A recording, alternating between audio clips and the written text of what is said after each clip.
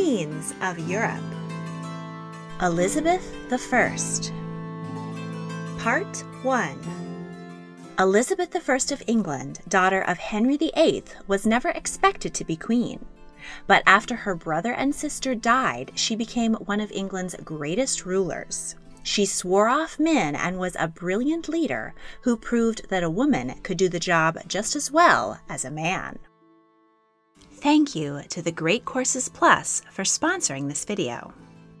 Elizabeth was born on September 7, 1533, at Greenwich Palace. Her father had moved heaven and earth for her to be born. He was desperate for a legitimate son to secure the Tudor dynasty, and when his first wife, Catherine of Aragon, entered menopause, having only given him one living child, a daughter Mary, he spent 7 years brawling with her and the Pope in an effort to secure an annulment and take a new wife.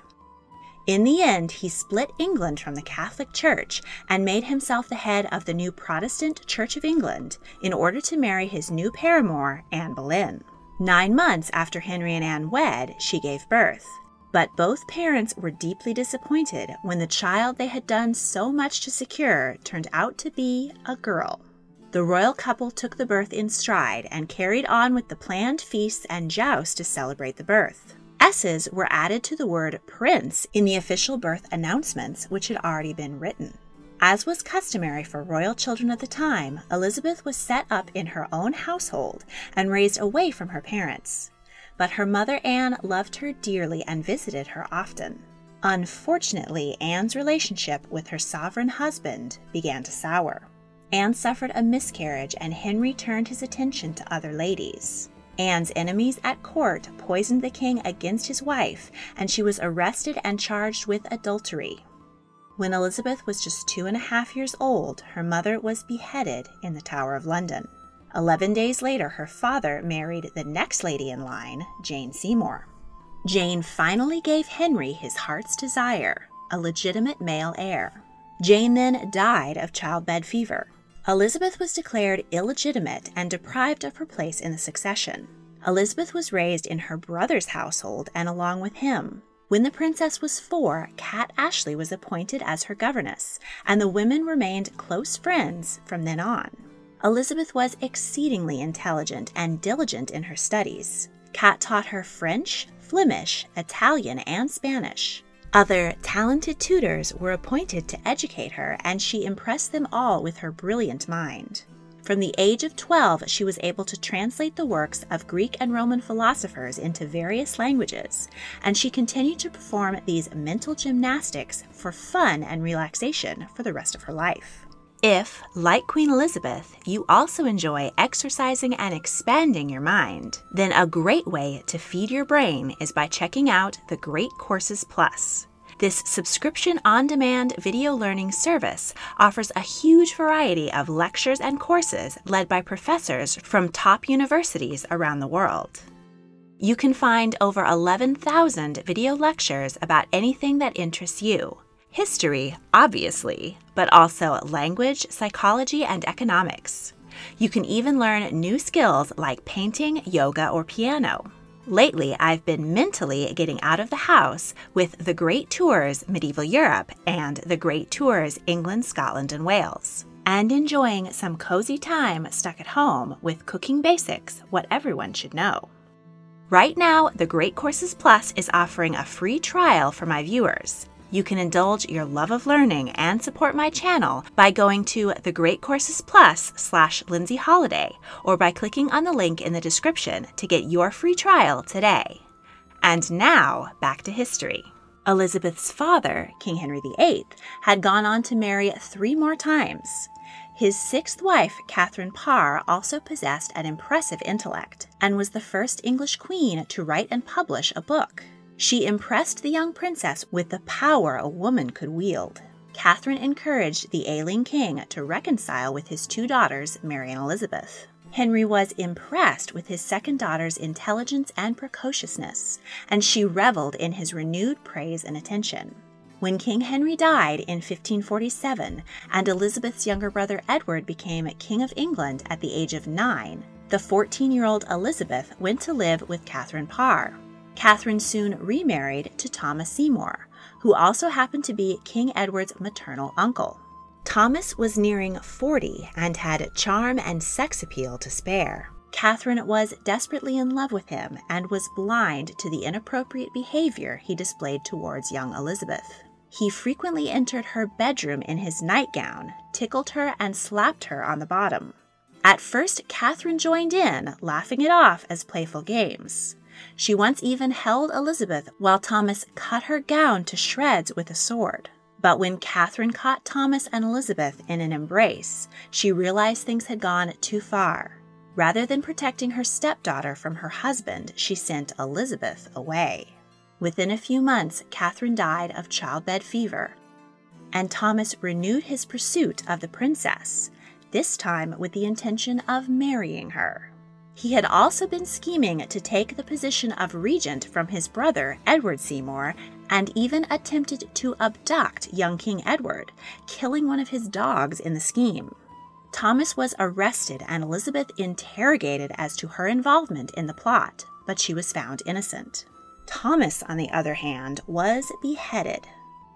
Historians believe that this childhood abuse may have turned Elizabeth off of marriage as an adult, though the fact that her father had her mother beheaded might have also contributed. Elizabeth was raised in the new Protestant faith her father had established. This would have made her mother, a devoted Protestant reformer, very happy.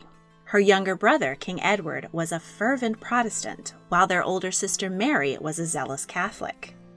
Before his death, Henry VIII passed a Succession to the Crown Act, which put his son Edward first in line to the throne, followed by his two daughters in order of age, Mary first, then Elizabeth, though he never imagined that the two daughters would be needed. But when King Edward's ill health caught up with him, and it was clear that he would not live past the age of 15, he and his advisors began to fear for the future of crown and country. It was clear that if Mary became queen, she would turn the nation back to Catholicism and oust all of the Protestant courtiers. They had no legal grounds to skip Mary in favor of Elizabeth, as both had been deemed illegitimate. So they threw out the Succession Act and instead made Edward's cousin, Lady Jane Grey, the heir. When Edward died in 1553, most likely of tuberculosis, Jane was declared queen by the Privy Council. But the scheme to swap out Jane for Mary was doomed from the start. Mary was popular with the people and they felt they'd been duped. Mary easily raised an army and marched to London with Elizabeth by her side, ending Jane's reign after only 9 days. Mary, now queen, recognized that Jane had been a political pawn and did not wish to execute her cousin. But when a rebellion in Jane's favor frightened Mary's betrothed from coming to England, Mary signed the death warrant, and the 16-year-old, 9 days queen lost her head. Mary had fought her whole life for her position after her mother, Catherine of Aragon, had been cast out as queen. When she came to the throne at 37, she made quick work of undoing her father and brother's efforts to convert the nation to Protestantism. But she turned her initial support against her when she decided to marry a foreign prince, her cousin Philip, heir to the throne of Spain. Elizabeth knew she was in a dangerous position.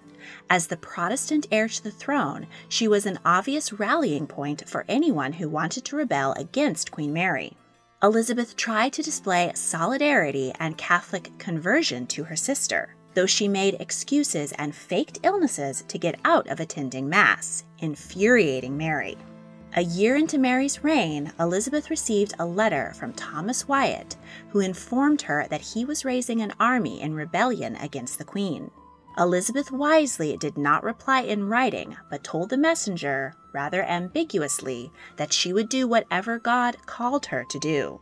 Wyatt's rebellion was quickly suppressed by Mary's army, and Princess Elizabeth was brought to court and interrogated about her involvement. She vehemently protested her innocence, but was imprisoned in the Tower of London while she awaited her sister's decision. The 18-year-old was terrified that she might meet the same end on the scaffold as her mother had.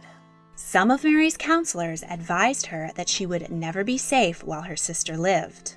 Others argued that there was no evidence against Elizabeth and that she should be spared. After 2 months, Mary released Elizabeth from the Tower, but had her placed under house arrest.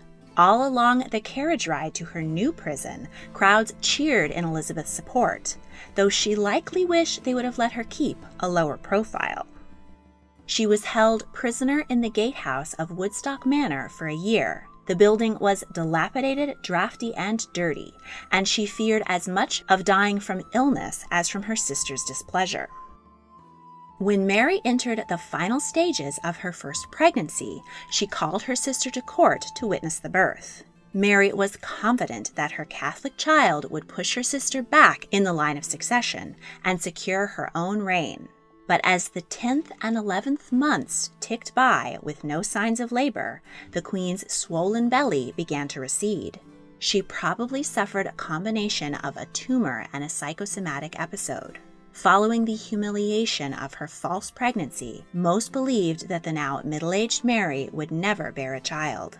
Her husband Philip abandoned her and returned to the continent. Elizabeth's succession seemed all but inevitable, and Mary was heartbroken. In fury and desperation, the Queen accelerated her plans to rid England of Protestants. She became known as Bloody Mary by burning some 280 martyrs at the stake. She soon fell gravely ill, and Philip, who had now ascended to the Spanish throne as King Philip II, sent an ambassador to Elizabeth to negotiate a new marriage with her. Elizabeth was living in improved conditions at Hatfield House and was making plans for her own government and a return to peace and religious tolerance. She put Philip's ambassadors off, making no promises. Nearing her end, Mary had no choice but to declare Elizabeth her successor. She died on November 17, 1558, at the age of 42, most likely of uterine cancer.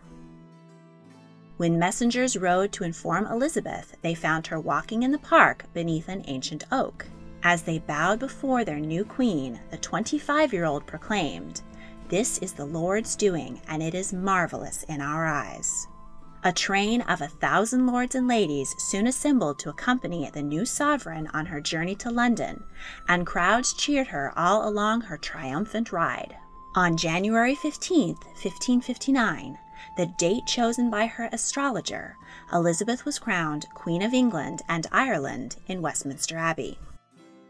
At the beginning of her reign, Elizabeth set out to heal the rift between Protestants and Catholics that had been torn open by her father and siblings. She passed laws which made Protestantism the official religion of the country, but made punishment for nonconformity light. She required all the bishops to swear loyalty to her as the head of the church, and all but one of Mary's Catholic appointees refused. But rather than execute them as her sister would have done, she simply replaced them with her own supporters, depriving Catholicism of the publicity of martyrs. She also resisted more radical Puritan Protestants and struck down the heresy laws that Queen Mary had used to persecute so many. When appointing counselors and members of her household, Elizabeth made her choices based on merit over religion. Most of her advisors were Protestant, but a few wise and loyal Catholics remained. Her most important advisor, who would be by her side for the next 40 years, was William Cecil. Elizabeth had inherited an ailing England, bankrupt, militarily weak, and surrounded by enemies, particularly the mighty Catholic powers of France and Spain.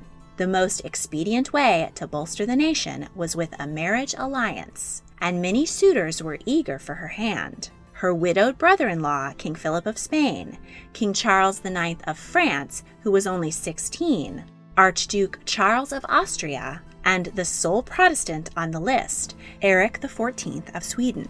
But matrimony had major drawbacks. If Elizabeth married as her sister had, she might very well be handing over her power to her husband, and choosing the wrong foreign spouse could outrage her people and turn them against her.